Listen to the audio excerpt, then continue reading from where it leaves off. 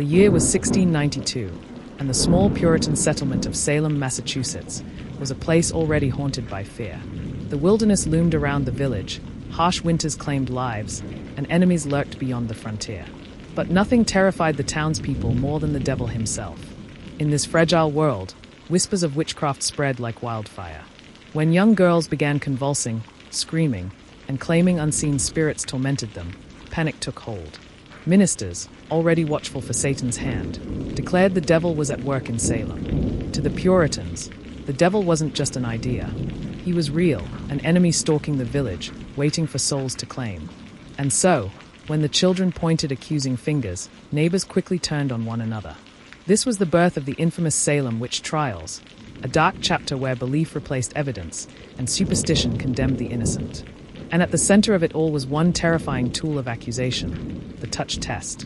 Stay with me as we uncover how this single test destroyed lives, tore apart families, and left a legacy of fear that still chills us today. It began with Betty Parris and Abigail Williams, the daughter and niece of Salem's minister. They were just children, yet their strange fits, screams, contortions, and mysterious outbursts bewildered the community. Doctors, unable to explain the symptoms, concluded something unthinkable: witchcraft. Under pressure, the girls named their tormentors: Tituba, an enslaved woman in the Parris household; Sarah Good, a destitute beggar; and Sarah Osborne, a sickly outcast. These women were easy targets, poor, marginalized, and powerless. Their very existence made them vulnerable to suspicion. But Salem demanded proof, and this is where the touch test emerged. If the accused so much as brushed against a victim, and the victim's torment suddenly ceased, it was considered undeniable evidence of guilt. It didn't matter that this test relied entirely on the girl's reactions. In Salem's fearful eyes, it was proof enough. How could a community built on religious devotion accept such flimsy evidence? The answer lies in fear. Puritans believed the devil could manipulate the senses, that witches could send their spirits out of their bodies to harm others. If a bewitched girl convulsed, then suddenly calmed when touched by the accused, it seemed logical to them. The witch's spirit had been forced back into the body. The touch test was never about truth. It was about confirming what people already believed. This twisted logic turned neighbor against neighbor. Any slight grudge, land dispute, or whisper of suspicion could explode into an accusation. And once accused, escape was nearly impossible. The touch test, combined with hysteria, ensured that the innocent had no defense. When Tituba was dragged before the court, she faced impossible odds. As an enslaved woman, she held no power. The children shrieked and writhed at the sight of her, claiming her spirit tormented them. During the touch test, when she brushed a girl's hand and the convulsions stopped, the crowd gasped. To them, this was proof. Under pressure, Tituba confessed, not because she was guilty, but because confession seemed the only way to survive. She spun tales of witches flying through the night, of pacts with the devil, of shadowy figures plotting Salem's ruin. Her words, coerced and shaped by fear, poured gasoline on the fire. If Tituba admitted others were involved, then surely Salem was crawling with witches. The hysteria had just begun. Soon, accusations spread like disease. People who had prayed together, broken bread together, now eyed one another with suspicion. The touch test became a performance, played out in crowded meeting houses. A girl would convulse, cry out a name, and demand the accused lay hands on her. If the girl calmed, the crowd roared in certainty. Even respected church members were not immune. Rebecca Nurse, a 71-year-old grandmother beloved for her kindness, was accused. Despite her reputation, the touch test branded her guilty. In Salem, love and loyalty could not withstand the terror of witchcraft. In May 1692, a special court, Oyer and Termina, was established to try the accused witches. The judges, deeply religious men, accepted the touch test as valid. They also allowed spectral evidence, claims that a spirit resembling the accused had tormented victims in visions. It meant the word of a frightened child could outweigh the testimony of an adult. It meant invisible proof carried more weight than reality. And the touch test. It was the crown jewel of this madness. Simple, dramatic, and impossible to disprove. As the trials began, the gallows loomed. The first to face execution was Bridget Bishop, a woman known for her outspoken nature. She wore bright clothing, ran a tavern, and had long been the subject of gossip. When brought before the court, the afflicted girls convulsed violently at her presence. During the touch test, Their fits ceased when Bishop touched them. The judges saw only one conclusion: guilt. On June 10, 1692, Bridget Bishop was hanged. The crowd watched, some with satisfaction, others with unease. Yet few dared to question the verdict. If the touch test worked on Bridget Bishop, how could anyone doubt it? Bishop's execution did not end the trials, it fueled them. The touch test spread like wildfire, used in case after case.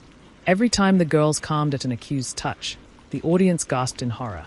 It was a theater of fear, staged in courtrooms and meeting houses. But beneath the surface, motives festered. Old land disputes, jealousies, and rivalries found new expression through accusations. To strike at an enemy, one needed only to encourage a child's performance. The touch test wasn't just condemning the innocent, it was empowering the malicious. Rebecca Nurse's case shook Salem. She was frail, elderly, and known for her goodness. At first, even the governor's wife doubted she could be guilty. But when the afflicted girls shrieked and convulsed in court, the tide turned. During the touch test, their torments ceased when she laid her trembling hands upon them. Despite widespread protest, Nurse was convicted. On July 19, 1692, she was hanged alongside 4 others. If even Rebecca Nurse could be condemned, then no one was safe. The touch test had become a weapon against innocence itself. By midsummer, Salem was drowning in accusations. The touch test, paired with spectral evidence, filled the jails. Men, women, even children were accused. Entire families were torn apart. The afflicted girls performed their convulsions with theatrical precision, their cries echoing through crowded halls. Each time the accused laid a hand upon them, silence followed, and the audience erupted in horror. To question the touch test was to risk suspicion yourself. Doubt was dangerous. The gallows stood ready, and the summer sun bore down on a town consumed by hysteria. And this was only the beginning. We'll uncover how the touch test spiraled into mass executions, how cracks in the hysteria began to appear, and what finally brought this nightmare to an end. By August 1692, the prison cells overflowed. Families were bankrupted, paying fees to keep loved ones fed in jail. Children cried for mothers who would never return home. The touch test played out over and over again, condemning the accused with terrifying ease. One touch, one calmed convulsion, and the crowd was convinced. But cracks began to form. Some villagers whispered doubts. Why did the afflicted girls always react the same way? Why did their fits seem so convenient, so theatrical? Still, fear silenced reason. To question the girls was to invite suspicion. To reject the touch test was to risk being tested yourself. In Salem, silence was survival. Among the most shocking cases was Reverend George Burroughs, a former minister of Salem Village. Accused of witchcraft, he stood trial as the girls convulsed and cried out his name. The touch test branded him guilty. On the gallows, Burroughs stunned the crowd. With perfect composure, he recited the Lord's Prayer flawlessly, a feat people believed witches could not accomplish. Some onlookers wept, convinced of his innocence. But the judges overruled compassion. Burroughs was hanged, his prayer still echoing in the air. The touch test had done its work, silencing reason once more. Next came Martha Carrier, a mother of 4. The afflicted girls dubbed her the Queen of Hell. During her trial, her children, under immense pressure, were forced to testify against her. When the touch test was performed, the girls' convulsions stopped at her touch. Carrier declared her innocence with fiery courage, but it didn't matter. She was executed on August 19, 1692. The tragedy was not only her death, but the way the touch test shattered families, turning children into unwilling weapons against their own parents. Not everyone submitted quietly. Giles Corey, an elderly farmer, refused to play along with the court's madness. When accused, he rejected the touch test and spectral evidence, calling it lies. His defiance enraged the judges. They pressed him for a plea, but Corey stayed silent. For this, he was subjected to pressing, laid beneath heavy stones until he would answer. For 2 days, Corey endured the crushing weight. His final words, more weight. He died without confession, but his resistance exposed the cruelty of a system built on fear and false tests. By autumn, doubts grew louder. Clergy members outside Salem began questioning the legitimacy of spectral evidence and the touch test. How could invisible spirits, or the reactions of children, truly prove guilt? But the judges resisted. To admit error would mean acknowledging that innocent lives had already been taken. Even so, more respected citizens were accused, and their deaths shook public confidence. Each execution raised a darker question. Had Salem condemned the very people it claimed to protect? The illusion of justice was beginning to crumble. The turning point came when Governor William Phipp's own wife was accused of witchcraft. The hysteria had reached too close to power.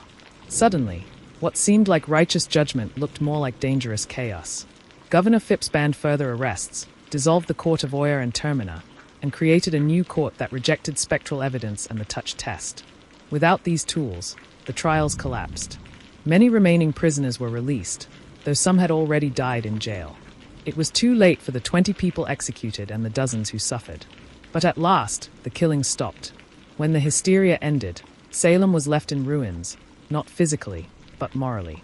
Families were broken, reputations destroyed, and guilt hung heavy over the survivors. Those who had cheered during the touch test performances now lived with regret. Ministers who had urged the hangings later confessed their errors. The afflicted girls grew up with blood on their conscience, their youthful accusations forever tied to innocent deaths. The Salem community had to face the darkest truth of all. The touch test and spectral evidence had been lies. Innocence had been traded for fear. The Salem Witch Trials ended, but the shadow of the touch test lived on. It became a symbol of the dangers of false evidence and hysteria-driven justice. Generations later, historians looked back in horror at how easily superstition could override reason. The touch test shows how a community, desperate for answers, can embrace illusions as proof. It shows how fear can weaponize even the simplest act, a touch, into a death sentence. And it warns us of how fragile justice becomes when truth is abandoned. What can we learn from Salem? That fear and suspicion can blind entire communities. That scapegoats are often chosen from the most vulnerable. That justice without evidence is no justice at all. The touch test reminds us that human beings crave certainty, even when it means inventing it. In Salem, that craving cost innocent lives. The story resonates today because it is not just history, it is a mirror. Salem shows us what happens when we stop questioning, when we let fear speak louder than truth. The Salem Witch Trials ended more than 3 centuries ago, yet their lessons still echo. Innocent people died, condemned by superstition and a test that was never real. Families mourned, communities fractured, and history recorded a tragedy born of fear. The touch test is more than a relic of the past. It is a warning. A reminder that hysteria can spread quickly, that justice can falter, and that the cost of abandoning reason is always measured in human lives.